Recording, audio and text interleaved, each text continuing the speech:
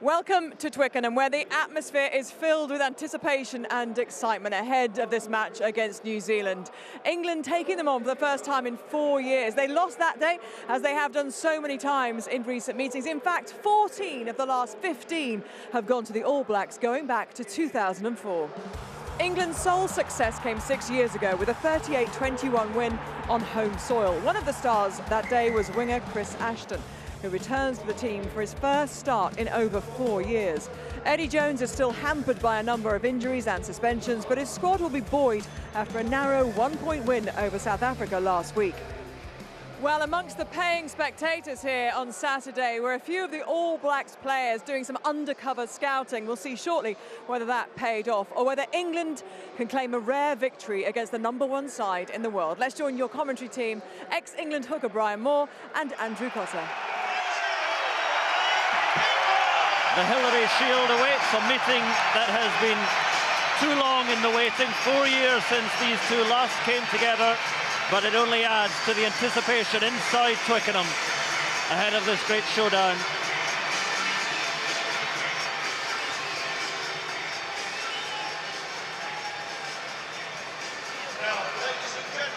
Well, this weekend is, of course, one of remembrance, and this year more poignant than ever. Tomorrow marks a century since the signing of the armistice to end the First World War.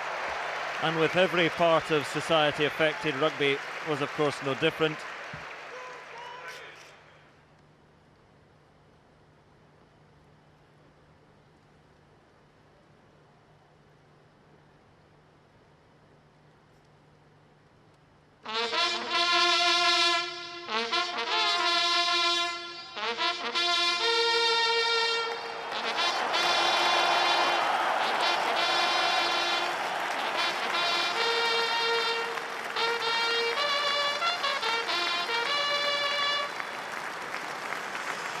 England have made a tweak or two to the side which started against South Africa in the pack. Ben Moon starts at loose head prop for his second cap after coming on at half-time to make his debut last week, while Sam Underhill comes in at open side flanker for Tom Curry, who injured his ankle against the Springboks. Some attention, of course, on New Zealand-born Brad Shields starting at blindside.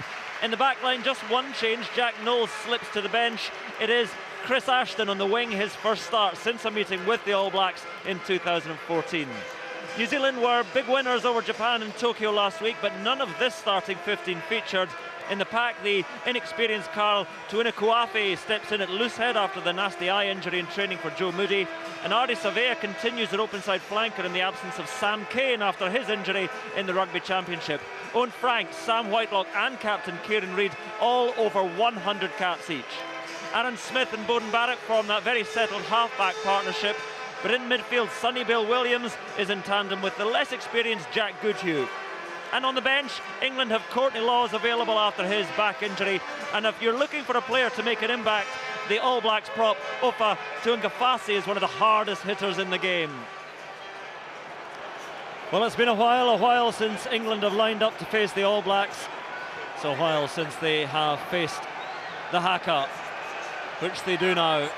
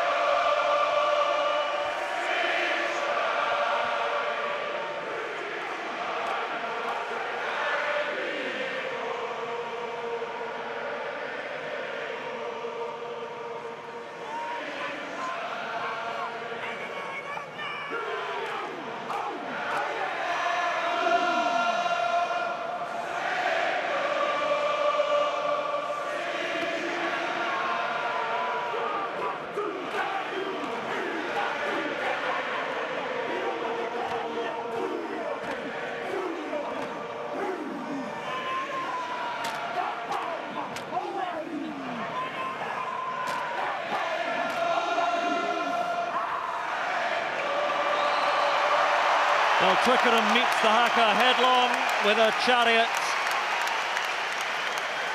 And the scene is set. The rain, which has been piling down for the last half hour or so, seems to have eased. And we are ready once again for black and white at Twickenham. Counting down 4 years of waiting for this one. And you can feel the atmosphere inside Twickenham. England survived the challenge of South Africa. Things only get harder now. The greatest test in the game lines up opposite England as Farrell gets the home side underway, and Retallick leaps. A bit of a spill is met by a cheer from the crowd. And England have ball immediately to play with. Mistake from the All Blacks, and England piling on into the 22. But with the loss of the ball there, they'll come back for that knock-on from the kick-off. And that is not what you expect to see from the All Blacks, Brian. It isn't, but it was good work by Johnny May, chasing hard. What it does show is, although I think it has now stopped raining, it was raining heavily just before the kick-off, and the surface and the ball will be greasy, so extra care. There's a close-up view of Tuna Koafi up against Kyle Sinclair. Now, crooked feeds have been told to keep an eye on those, the referees. I'm not sure that's going to happen ever, but England get the ball, and again, able to launch an attack through Teo on the crash. Look out for him today. And Dylan Hartley, co-captain with Farrell. Once again, the hooker carries it on. And there is Sinclair making his presence felt. Itoje crashing onward. Bright start for England. Underhill is there. Oh, out wide it goes. Real opportunity. Try time! And it's going to be a try. And then in the corner. Try for Ashton. He's back and he's scoring again. And it just opened up for him. There was nobody there to stop Chris Ashton. What a start for England. Well, who writes this guy's scripts? Couldn't get a better return, but good work by England. Successive phases from which quick ball was produced, creating an imbalance. The All Blacks not counting on the narrow side. Lovely pass by Ben Youngs.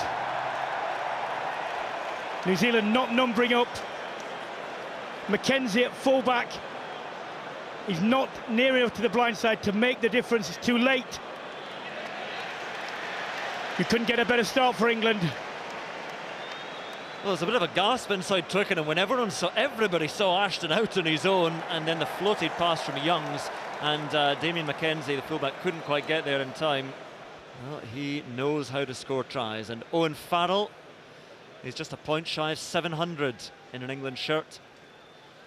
This to make it 701 and give England the ideal start. Coming round well, what a strike, but not quite coming round enough. Johnny Wilkinson's here again, taking a swig, but still very, very impressive start from England. I mean, the try was there, but they built and built and built, all the pressure from England. Well, it all began with Bowden Barrett making the error. And against New Zealand, you will get a limited number of opportunities to score, and you must take them all, and that's a good start by England. And the kick coming from scrum half Aaron Smith.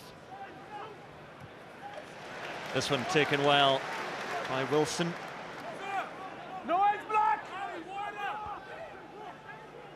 An effective bit of shepherding by several of the England forwards there. We'll see a good bit of aerial play today with the ball the way it is. Good take by Damien Mackenzie, but he's thumped into touch. And that was the one thing that England didn't do well against South Africa, especially early on. Kicks were either too long or didn't hang long enough for people to come in and challenge. Doesn't matter whether you actually jump for the ball. If you can do like Underhill did there, be right on hand to make sure that the catcher cannot get rid of the ball, has the benefit also of turning the ball over for the England throw. Well, you think of the sluggish start and indeed the sluggish first half that England had against the Springboks. So very, very different here. Far earlier we hear a swing low, sweet chariot. Itoje rising to take this one. And England making a little bit of ground in the maul as well.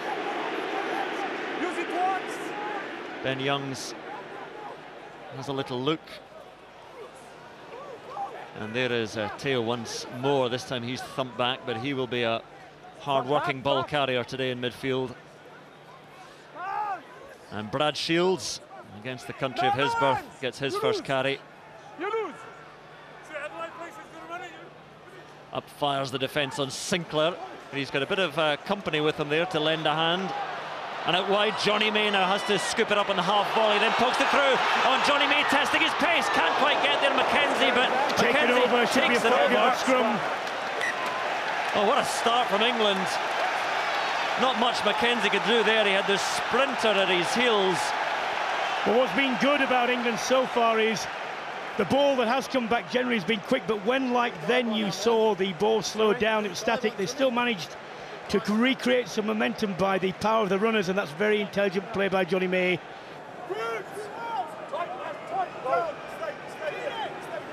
The last scrum was fine with Sinclair holding his end up.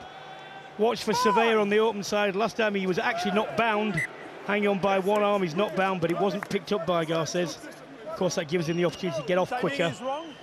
Timing is wrong. Let's go, boys. Back five. Let's go. Let's go. Let's go. Yes. It's a formidable front five for New Zealand, even without Joe Moody. You see Tuna Koafi and the loose head, who's a big unit and a powerful scrummager now. And if you look behind Owen Farrell, Johnny May is there as an option that will create doubt for the Well, nothing there for England. That's a big decision from Jerome Garces. Penalty, and Tuna Koafi is taking the applause from Sam Whitelock. It must have been something clear for Garces to blow in that position. Keep a long bind. Well, he was saying that he took a long bind and then shortened it, and because of that, he was responsible for taking the front row down. I asked you before the scrum, I don't want to see this. You heard that, he's saying, I told you before the scrum, I don't want to see a short arm position.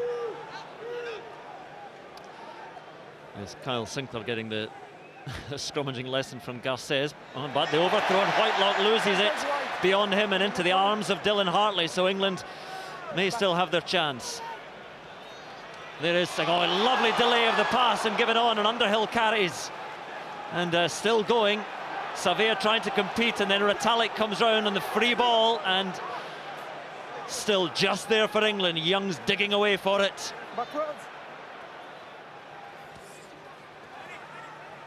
And the rain is pouring down again at Twickenham, and Youngs looks to Sinclair, but deeper drop goal attempt from Farrell, and the noise rises and the referee's arm goes up. So 3 points for England. And you have to say, against New Zealand, take your points, take your chances, perhaps the right option. Well, absolutely. It isn't the 7 points or the 5 points that we wanted from the 5-yard scrum opportunity, but because of an overthrow there, Farrell eventually dropping back into the pocket, and it keeps the scoreboard ticking over. 2 visits to the New Zealand 22, 2 recorded scores. A sweet strike from Farrell. White on the line! More safely gathered this time by Retallick at the heart of things for the All Blacks, and they pile on through, and it's a little breakaway group led by Savea, who's got his hands on the ball. So Aaron Smith points the way, and looking to Owen Franks over his head though, and into the arms of Sonny Bill Williams. First touch for him, and then captain Kieran Reid. And Sam Underhill trying to get a hand on that. In fact, it was Moon in there trying to steal that ball. Carried now by Cody Taylor, the All Blacks hooker. And there is Barrett, just slipping half away. Sonny Bill Williams with the offload again. That's what he does. And Ioane now, he too with a wonderful offload to Whitelock this time. And New Zealand pouring into the England 22.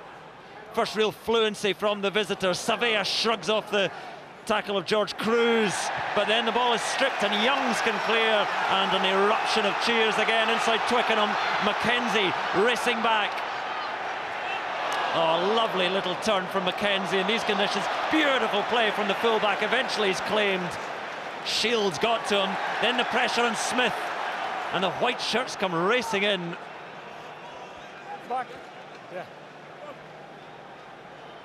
Back to Barrett.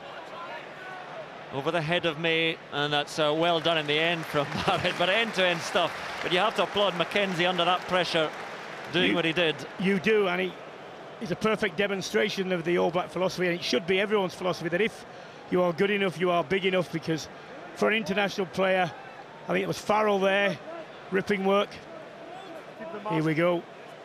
A mere 12.5 stone, 5'9", but feet like this. Look at that head up ball in two hands. 1-2 and away he went. Borthwick, a keen observer. Things have gone pretty well for his pack, his men so far. Yeah, try and put a bit of pressure on the All Blacks lineup, because I'm sure Cody Taylor is feeling it. Not quite as much as Malcolm Marks was last week, but this one is good to Retallick. And now Barrett again, it's boot on ball, and it's a little poke into the 22, but goes a trifle too far, and Ashton dots it down. Two. Well, that's a poor kick Don't anticipate. by Barrett standards, by any standards actually. There would only ever have been Ione and Ashton and the fullback there, so he was going to be outnumbered even as a chaser. There's John Mitchell beside Eddie Jones, a former All Blacks coach, but now in charge of England's defence. Farrell with the 22, and Goodhue waiting. And runs headlong into some unpleasantness, and Savea carries in for Sam Cane after his nasty injury in the Rugby Championship. Again, a rather misplaced kick gives Farrell ball, and he just returns it the way of Barrett. So a bit of a floor kicking contest at the moment, but open ground in front of Elliot Daly. Now on Elliot Daly finally hits Savea, but England hitting top gear again. Oh, it's great play by Whitelock for the All Blacks. Smith gets that ball forward,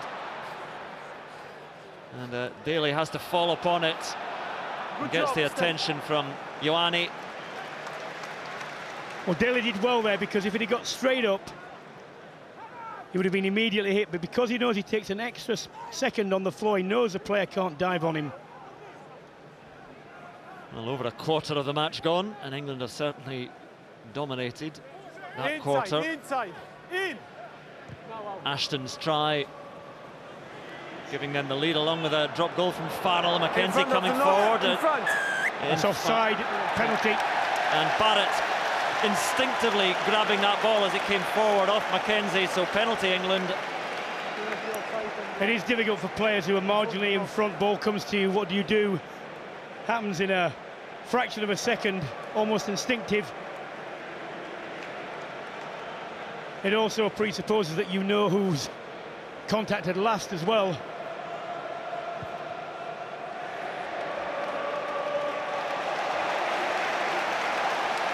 That is a very good kick. Didn't go for safety. From here, England have the option to try and drive for a score. That's a second big hit that Sinclair put in there, driving man backwards. He's certainly been heavily involved so far, Kyle Sinclair. And from that wonderful kick for touch by Elliot Daly,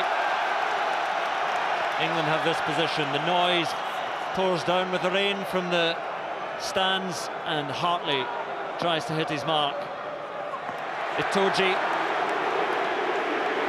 and Heave cries trick, and look at them all roaring towards that line, and other bodies pile in, adding numbers. How can the All Blacks defend? On to the line and over. Has to be a try. Jerome Garces says try, and England, well, their dream start continues. I'm just looking back at the crowd behind me. You haven't seen enthusiasm like this for 18 months since England won a big run, and no reason not to. Well executed, Andrew. That was the corner where we saw South Africa last week miss 3 opportunities like that for overthrows. This time England did it right, waited until, actually there's a fraction of a second delay there, but waited until the ball is right at the back, and then the power comes on. See people join. Ashton's in there. Sheer weight of numbers. Cody Taylor's been spun out, Reed's been spun out. That's the important point. It's at the back, it keeps coming back, so there are options. Even if it's stopped, there are options to play it.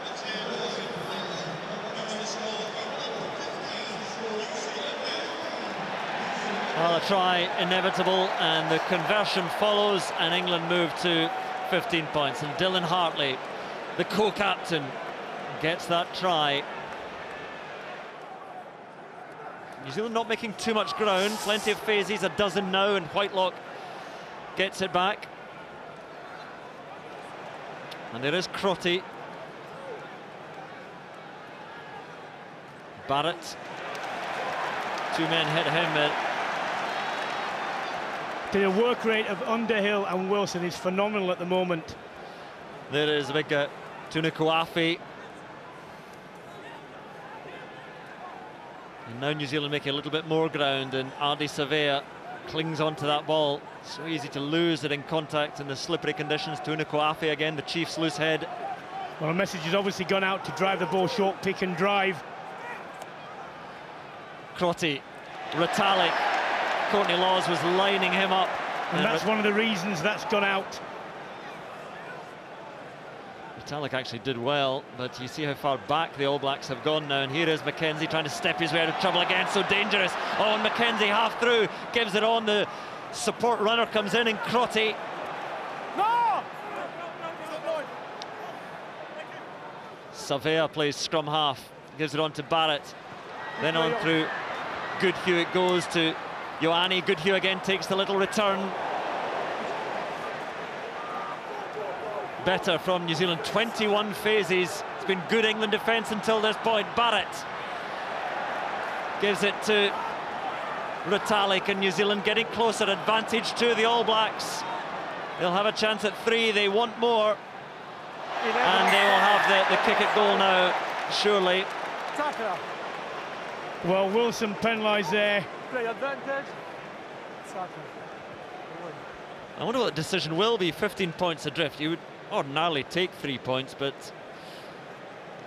depends if they're confident of their line out. I would take the points, actually, get on the board, register a score.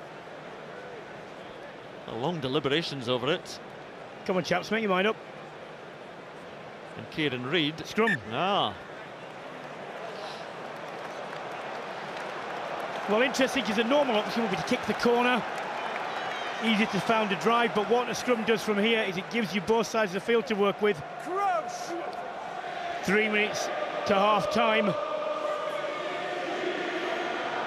England will be desperate not to concede a try at the very least. Key passage of play. Feed is never straight, but Alan Smith gets it to Crotty, and Crotty now decides to carry himself, and hasn't he done well up to within 2 meters of the line. Kieran Reid is hit hard by Laws. Still with the All Blacks though. Savea picks and goes and can't quite get there. Smith is pointing. Advantage to the All Blacks.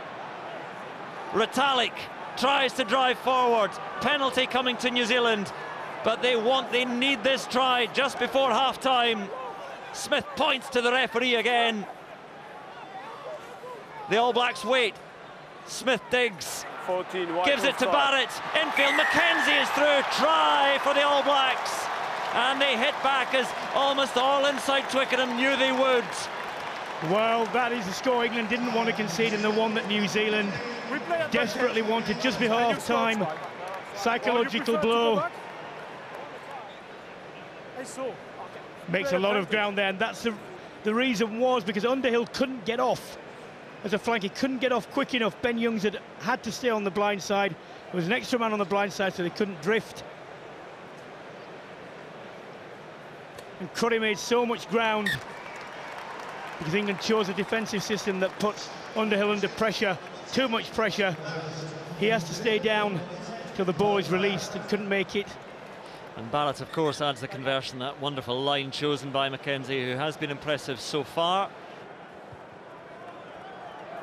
Oh dear. Straight out. No, things go wrong for England, just seeing out the seconds in this first half, but the All Blacks will have a chance. Important for England not to concede a penalty in this final passage of play. If New Zealand are going to get points, make them work for it. Don't give them a free shot at goal. So right in the centre of the field, options either side. Once again, the scrum is good, well, until that point, but the referee's just going to say, let us get it going. So Barrett gives it on to Crotty, and Crotty to Goodhue's done well again. Goodhue shrugged off tail, and great play by the All Blacks. And that's the sort of dynamism England managed to, and they got a penalty. Well, he was being called by the assistant for an offside. Yeah, that's what happens. And England, having conceded that try, may concede more. Another penalty advantage for that offside. Free attack now, Crotty. Yeah, he's done well since coming on for Sonny Bill Williams. Advantage, black offside. Still that advantage, so what do they do with it? Franks, the tight head, just trundles forward. And Barrett, Shields holds him up. And another a fresh advantage for New Zealand. So as Itoje scoops it up, they'll come back. No, decision. I wouldn't put it past Reid to nominate another scrum here. It's just a little bit further out than the last one, but again, they're having a long deliberation over it, and I think Barrett is this time shaping to have a pop at goal.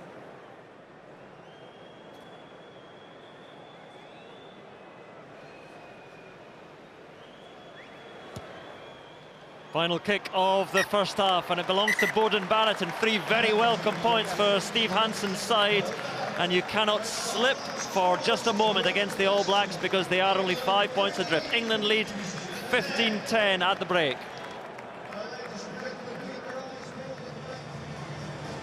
Well, Dylan Hartley has given way at half-time. Jamie George, his replacement.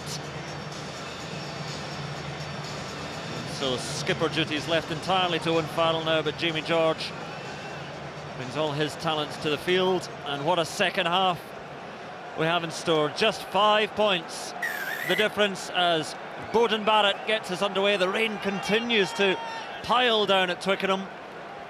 Good take by Elliot Daly. He's almost sliding. Look at the mark he's left. That is how difficult the conditions are.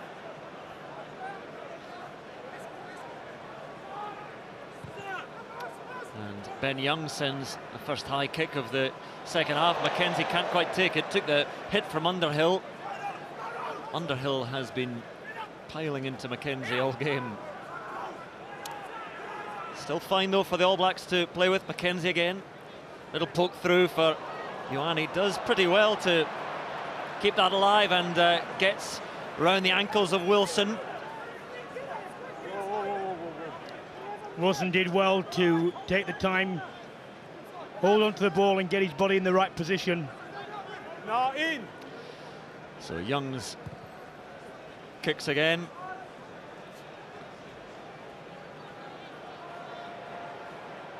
Barrett now. And that's a problem if you don't have a completely flat line when you're chasing kicks. Oh, Mackenzie through, gets the offload to Smith, and on to Aaron Smith now. And Smith now outside, Sevilla can't quite hang on. And England breathe again. Twickenham sighs as Farrell sends it clear. Great play by the All Blacks, just not quite finished off. Well, Sevilla, usually a safe pair of hands. Problem there, Farrell rushing out, didn't make the tackle.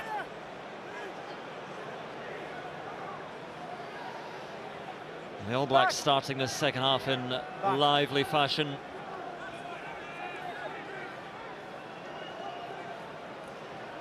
The maul goes forward, then down, but it's laid back. Oh, push back there. Alan Smith sends it high into the 22. Crotty's up chasing for the All Blacks and not quite taken cleanly for the mark, but Wilson picks up those knees, and Mark Wilson almost away. Sinclair flung down by Beauden Barrett, and then Barrett gets up to do his work on Ben Youngs. Moon gets it to Farrell, and Farrell slices it under the pressure, and this is a brisk start by the All Blacks. Yeah, right It there. is England having to make decisions going backwards. On the Been line. very impressed by Wilson. His work rate is tremendous. Sinclair needs to stay up here. Barrett doesn't bring him to ground there. I think for the first time since kickoff, the rain has fully stopped now. Reid takes it well at the line out for the All Blacks, and here goes Ardi Savea. And Savea's got replacement hooker Dane Coles in support, and there is Rico Ioane, again in off the wing, looking for gainful employment.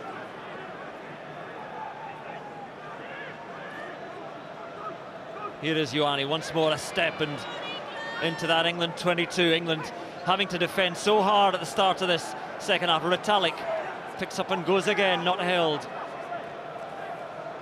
And there is the replacement, Laulala, the Crusaders' tight head. Crotty. Case for accidental offside into Reid. No penalty, gone the other way. So advantage to the All Blacks, and a free attack here. Back it comes. Barrett for the drop goal, and they will not need the kick at goal because the drop kick gives the All Blacks the 3 and brings them within 2 of England, and fully deserved for the way they've started after the break. Mightily impressive first 5 minutes of the second half. New Zealand getting on the front foot. Because of the way they're taking the ball into contact, they've been much more effective in getting over the initial contact line. That's put England under more pressure. Defence is finding it more difficult to reorganise. It's because of shifting the point of contact immediately before the initial tackle.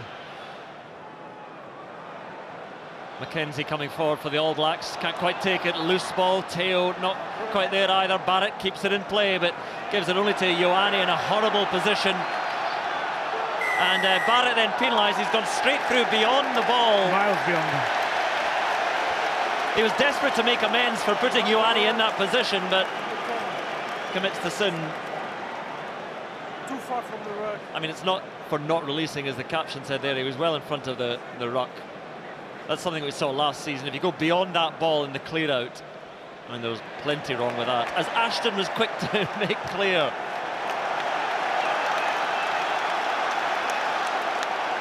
So England suddenly on the front foot. The kick to touch gives them a 5-6 metre line out perhaps. And although you can't predict this with certainty, I would say that this is a seminal point for England. If they can record a score here, it will re-energise them. They've been on the back foot for the past 15 minutes, 5 minutes this half, 10 minutes last half. That's a good start. Twickenham rises as Itoje does to take that ball, and again the backs come piling in to lend their weight. It worked in the first half. New Zealand not yielding yet in the second, but England again, little spear off the side. Penalty advantage to England as the maul goes down. Well, that's the first one. The second one should be a warning. Sinclair hits hard. Well, England should take a chance here because they've got the penalty already. Well, nothing doing, so they come back. Now, what would you do here? Kick to the corner. A kick to the corner again, because surely the next time it goes down, the referee, Jerome Garces, must be tempted to look at the area in which it's taking place and potentially card someone. Well, they're going for it. They need to work it out and need to make it count now. There was a consultation between Captain Farrell and the men who have to deliver now. These forwards who've had their discussion. Above all, what has to happen, the players who are supporting the carrier and the people in front of the eventual carrier have to stay on their feet. Now, whatever happens, do not go down. So Jamie George hits Maro Itoje, the Saracens linking up. And then New Zealand with a good defensive shove this time. Gives them a couple of metres breathing space. Jamie George has it at the back. Ben Youngs now. Youngs goes himself. Can't quite get there, or can he? 2 metres short. The spin nearly carrying him to the line. And there is Itoje, gives it out. Oh, and Sinclair spills. Well, everything had to be perfect. Everything had to be precise.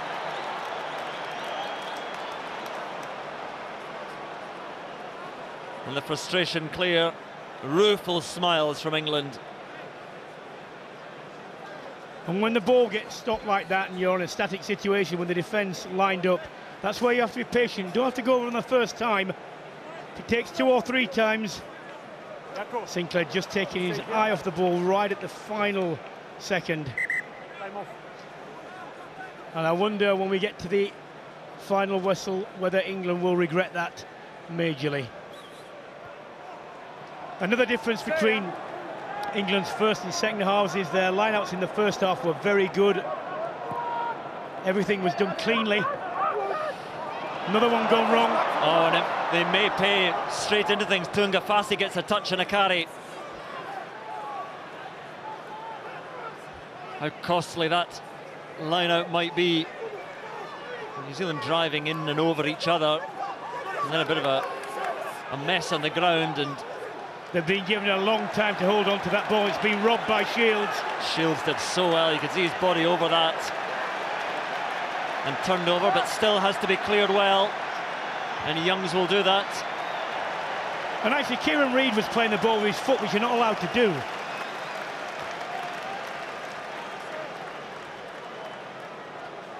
Jamie George is under pressure. He has to get this right between him and the jumpers. That's actually good anticipation there by Brodie Retallick, getting up in front of his man. So Dane Coles hits his target. Here's Savea once more. And Savea still there. Ground he's made. And Coles. And then Tunga Fasi. No! No, back feet! So the All Black forwards try and do it once more. Scott Barrett, placement back row, does a bit, and again, almost stripped, stolen by England. Offside, white. Offside England. Well, just as that cheer from the crowd came in, we heard the referee saying offside white. Well, that didn't come from Gore says it came from Jakob Piper, assistant referee. Yes, Jakob Piper's involved in a lively discussion with Chris Ashton. Piper was quickly on the field there to intervene. Now a decision for Kieran Reid, and it will be a shot at goal. We come back to the word I've mentioned many times before, which is indiscipline. Is it post? Just tempting to stray. Well, England took the lead at Twickenham very, very early on and have held it since, but nearing the final quarter of the match, Barrett to put the All Blacks in front.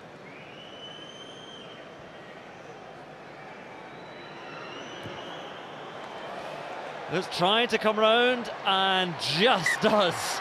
So New Zealand lead at Twickenham, and as we go into the final 20 minutes, England have to find a way to get back in front once more. Carry in by Hepburn. Farrell just lazily pokes it on.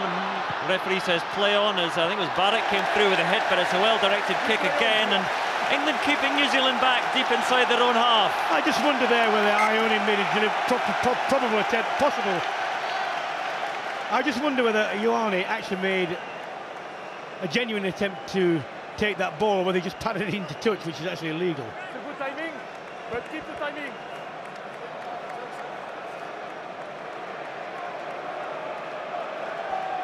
This is where the hooker really starts to feel it, and you have to go through your procedures and know that you've done it over and over again in training. Difficult conditions, but well, again Retallick gets to it, and George cannot find his man in the line out, and once again the attacking position for England is lost, and Crotty now does so well. He has played well since coming on early for Sonny Bill Williams. Moonga gives it out to Ben Smith, and now on to Bowden Barrett, and Barrett uses that pace. Oh, lovely offload to Ben Smith, and Ben Smith still going.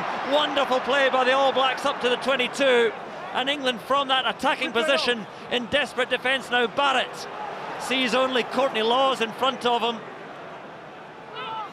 but out it comes again. Cries of offside from New Zealand voices. Carry in by Sam Whitelock, and the play just slows down for a moment. England reset their defence. TJ Perenara gives it down the blind side, and Bowden Barrett taken well by Alec Hepburn. Into the final 10 minutes. New Zealand lead by a point. Sam Whitelock taken down by Harry Williams. And here is Richie Mo'unga, gives it on. Good crash, but then the spill by the captain, Kieran Reid. And England will have the scrum, and they will breathe a mighty sigh of relief.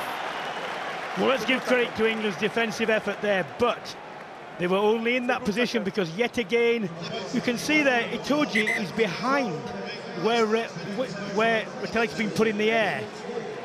3 steals for Brodie Retallick. He is feasting on this England line out in the second half. It's a pretty solid scrum from England, and they have it at the back and told to use it by Garcés. Little step and away goes Slade and pokes it through into touch. Well, the thing is, the crowd are applauding that, and yes, it was a good piece of footwork, but what it's actually done, although they've got into a New Zealand territory, it's meant that they have given the throw back to New Zealand, which means effectively they will turn the ball over. Yeah, it was a nice step to free himself, but he knew he didn't want that to touch, trying to poke it down the line, and easily taken down by Kieran Reid for the All Blacks at the line out. And Perenara gives it to Whitelock. And there is Todd once again, half back at his feet and driving on. And Richie Mo'unga. Now Elliot Daly. Ooh, Retallick. No, back, number 2.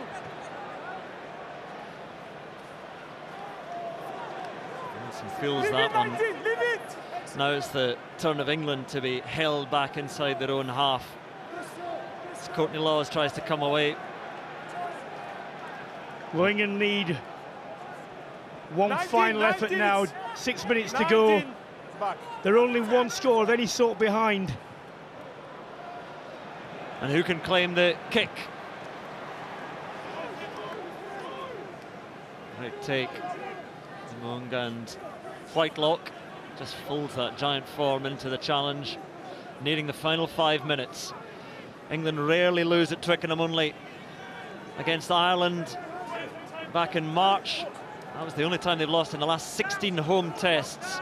But against the All Blacks, the record is rather more bleak. The kick half charge down. Oh, an opportunity now. And Sam Underhill on his own. Can he make it? Underhill for the corner. He has it. Sam Underhill, the try that might just give England a famous victory over the All Blacks. Well, out of sheer hard work, do good things come. Underhill chasing what might have been a lost cause to many. Well, they're checking something, but surely... I mean, look at 21, they're saying.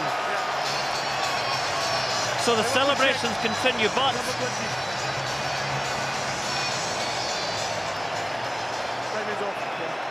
21 is Danny Kerr, boos from Twickenham now, but we will all look at the big screen. Okay, we're going to have a look now, Jerome. Marius Jonker, the TMO. Have a look at what, though? We're putting it on the screen now. 21, he said, didn't he?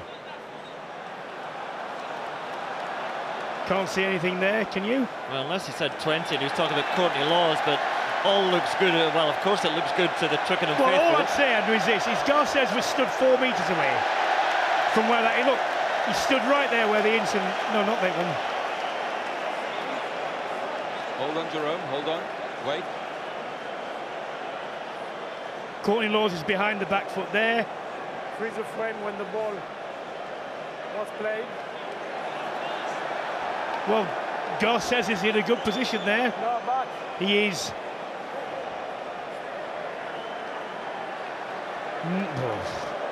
So looking at Courtney Lawes coming through and He's TJ in front of the back foot. He's in front of the other England players. I think that may be ruled off. Well, huge decision coming here for Jérôme Garcés and Marius Jonker in tandem. Referee really has priority over the TMO here. But he's just looked away for a moment there. See, the back foot is behind the All Black. Well, he's right on the edge. Yeah, so could go either way. All right. I think he's going to chalk it off. Yeah, can you hear me? It's got to be clear and obvious. You must be very correct. Is it inside or offside? Jerome? Yeah. Okay. From the pictures I have, as the halfback from Black picks up the ball, number 20, White, is in an offside position. Oh, Twickenham is not going to like this. It's a try or it's offside? No, it's offside, so you need to change your on-field decision to a penalty. Well, listen for this. Inside Twickenham, the biggest decision of the match. Well, all I would say is this. Clear and obvious is supposed to mean the natural meaning of words. Took a long time to decide that. 2.5 minutes remain. Ford gives it on deeper to Farrell, infield, and Johnny May! And Johnny May almost away! Looking for support now, but hit hard just outside the 22. Jack Noel. England need to stay patient to get a stress this. 2 minutes as England go looking for this rare victory against the All Blacks. No, leave it! The All Blacks told to leave it, and Kerr feeds on to Ford. Gives it to Courtney Laws. Kerr complains, but the ball is there for the scrum half. Gives it to Hepburn. Kerr trying to milk that. That was a con. Didn't fall for it. Charlie Ewells still just outside the 22, but a penalty would do for England now. As Courtney Laws flips it on. Oh, risky play, and then lost forward, and the game may be lost with it. See, all England had to do there was continue to drive straight, go into the pocket, let Farrell go into the pocket in front of the post. Then it had fashioned a chance for a last-minute drop goal. Didn't need to go wide. Here, you sleep on the player. So close here. Oh, Ratalik just got half a hand to his shorts, but Johnny May, so dangerous.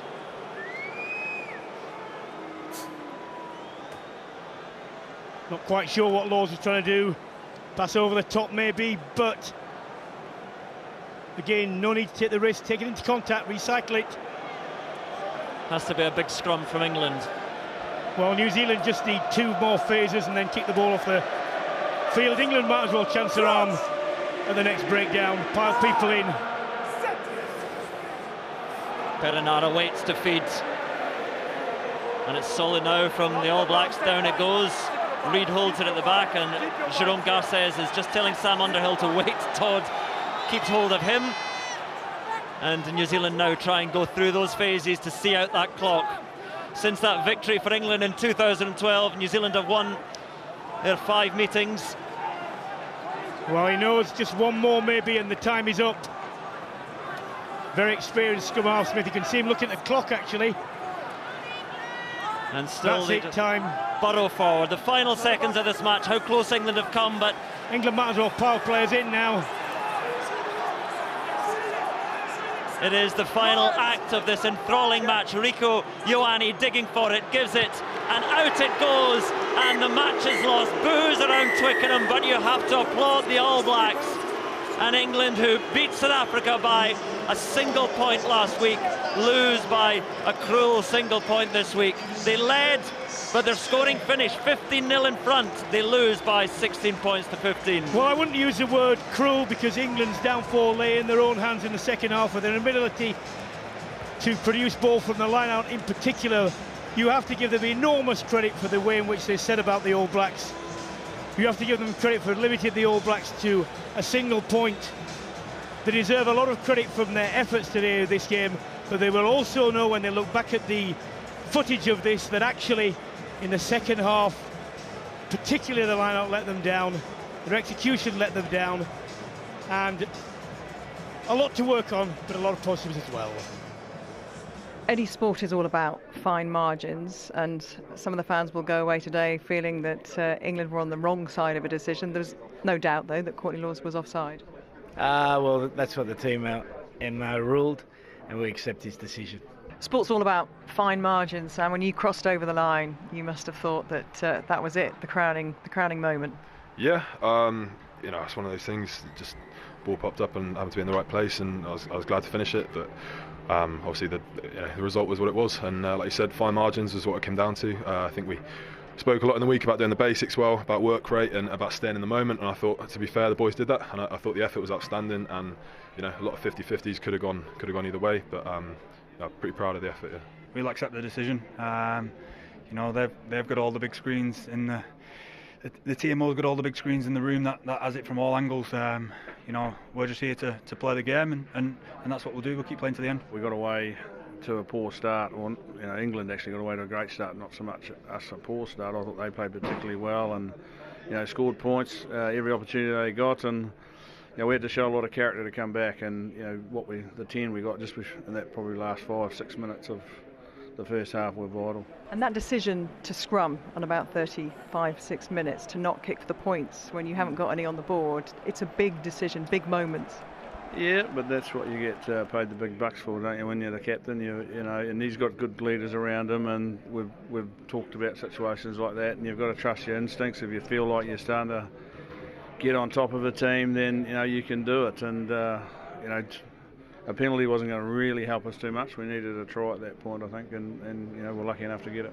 Eddie Jones said that he sensed you were going to score today. You could sniff out a try, perhaps not quite as quickly as you got on the score sheet after 4 years of not being in an England shirt. Yeah, I'll take them whenever they come. I was happy to get over. It was a great day for me, a very proud moment to be back here and back playing and starting at Twickenham again. So, but I would trade it all to take the win instead. The second half, the line out was one of those areas that New Zealand capitalised on, didn't they? Yeah, they put good pressure, and it just goes to show, like Test rugby, your set piece is such a big foundation for you, and if you don't have your scrum and line out operating, it's hard to do much off the back of that. But there was some really good bits in that, like the drive and line out try and stuff, and I think there's a lot we can take away. We had such a sharp spike, England did, over the past few years when Eddie came in, and then there was a bit of a downward curve with a couple of losses, but it's all part of the journey that we're on. We're now going in the right direction again, and we're learning from our mistakes every game, and today I think was definitely a winnable game again for us, and we're going in the right direction. As long as we learn and move forward from it, it can only be a positive. Well, I think we're in a fantastic position. I've said that all along. We needed to have a little bit of a slump to really reignite ourselves, and we've done that. We've got a great spirit within the team, great leadership, and we're looking ahead with a great deal of optimism. So let's get the thoughts of Jerry Guscott, who's been watching this afternoon as this rain continues to team down. And first of all, I think we probably should just clear up the TMO decision, the correct decision. Courtney Lawes was offside, and them's the fine margins of sport. It is. If you're a forward, you're just thinking Underhill. What a waste of an in and out on Bowden Barrett of all players. They're one of the most skillful backs in the world. But it was at least half a metre offside. Last week, so you get the decision. This week, you don't. But the fine margins of winning and losing at international rugby. The start from England was so impressive. Chris Ashton, first time in an England shirt for 4 years, crossing the line in a few minutes, and then the momentum was able to build. And Steve Hansen, interestingly, put that down to England's performance, not New Zealand having a slow start. Oh, completely. When you don't make mistakes, when you don't make unforced errors, you're accurate with your passing, you're running onto the ball, you're going to hit the gain line and beyond. So right from the kickoff, they got that turnover. Then they got a scrum or a line out, and then couple of phases they went through the play. Very accurate, very straightforward, nothing flash, very basic. And then there was an overlap. Ben Young spotted it, floated that pass over to Chris Ashton, of all people, who's back in the side, and takes the try brilliantly. Then a lovely drop goal from Owen Farrell. Take your points when the opportunity presents itself against New Zealand. Keep that scoreboard ticking over, keep this crowd on side. And then the almost, 11, 12 man pushover try from the line out. Immaculate start. It's just a shame it dropped off in that back end of the first half. It's not unusual for New Zealand to have a slow start, but we know there are going to be periods of the game where the intensity ramps up, and their decision making as well, the confidence when you've got no points on the board to take a scrum, not take the points right in front of the posts. They back themselves. They score so many tries from scrums. If you think of the power and pace and precision that they've got outside, the options they've got, all the players they've got to give the ball, and then just a simple pass it was to Mackenzie, who was brilliant in these conditions. He was making breaks, he was beating players with ease, but England knew New Zealand would come back at them. It was just like New Zealand was struggling in that first 30 minutes of the first half. they couldn't get the ball because England was so accurate. The roles were reversed in those last 10 minutes. And as decision-making goes, obviously, you know, you take your chances, you make your decisions. England, perhaps in the second half, might rue some of the decisions that they made. Learning curve for all of them. I mean, Dylan Hartley was off being the forward. He might have gone for the 3 points, where Owen Farrell decides, you know what, we've already had a line out, we've already rolled them over the line, we could do it again. This time it didn't work out, and people will go, you should have taken the 3 points. I don't think it affected Owen. I thought he had another good game today. Underhill was brilliant in his performances, in and around the breakdown, his tackling, we all know he's very good at. For me, this was an England side that took New Zealand right to the final whistle. To still be in the contest after 80 minutes shows how good England were today, and they could have won it. And in the second half, the line-out will probably be an area as well that England will microscopically look over this week, because it was poor in terms of the stats will tell us it was poor. New Zealand obviously have one of the best players in the world in Brodie Retallick, who really made his presence felt. Yeah, you've got to nail those very clean opportunities. It's technical, so that's an area where England would have practiced long and hard. Repetition makes it safe. But in today, the conditions weren't great for it, but just take a short ball or get less people in the line-out, but just make sure you hit those, particularly in the opposition half, when that is your opportunity to attack, to turn that pressure into points. I think is a big plus for England, where they've been and where they're going to take it that close against a very good side in the world, the best side in the world. They made New Zealand look ordinary. England were very good today, for me. Best performance in 2 years for England? Yeah, close to, if not, yeah. In these conditions, I thought they produced some fantastic rugby. Thank you very much, Jerry. I'll let you go get dry. Let's have a look then at some more rugby coming your way on the BBC. First up on Saturday, I'll be in Cardiff, Wales taking on Tonga. Watch that from 2 o'clock on BBC One. Then Scotland face the Springboks on BBC Two from 5. Sarah Orchard will be here at Twickenham to bring you highlights from England against Japan. And in the meantime, catch up with all the talking points from this weekend with Chris Jones, Hugo Monnier and all the guests in the Rugby Union Weekly podcast. That's available from Monday. But before all of that... Ready, play.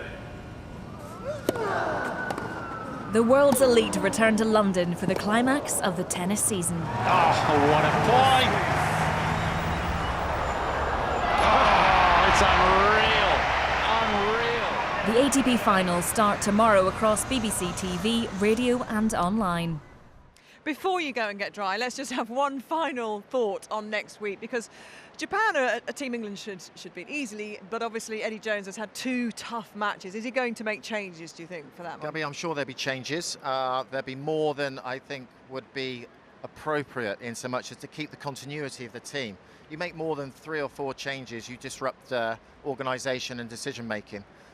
The guys need a rest. They've had 2 tough matches, South Africa and New Zealand, so a majority of the side, particularly the forwards, will be rested. And that's just the nature of modern day professional rugby. But what it does is give opportunity. We've seen opportunity taken, the likes of Mark Wilson and Sam Underhill in this match today and last week. Yeah, and people said about Zach Mercer how well he did when he came on last week. He will get, I'm pretty sure, get an opportunity along with those guys, so good luck to them. Good to see you as always. Hopefully it'll be a bit dry next week in Wales. We'll get the roof shut for us, shall we? So an enjoyable afternoon here. Frustrating perhaps for England to think they came so close to the #1 team in the world, but plenty of reasons to be cheerful. Counting down 4 years of waiting for this one. Into the corner, try for Ashton. Jerome Garces says try. Mackenzie is through. New Zealand lead at Twickenham, and England lose by a cruel single point this week.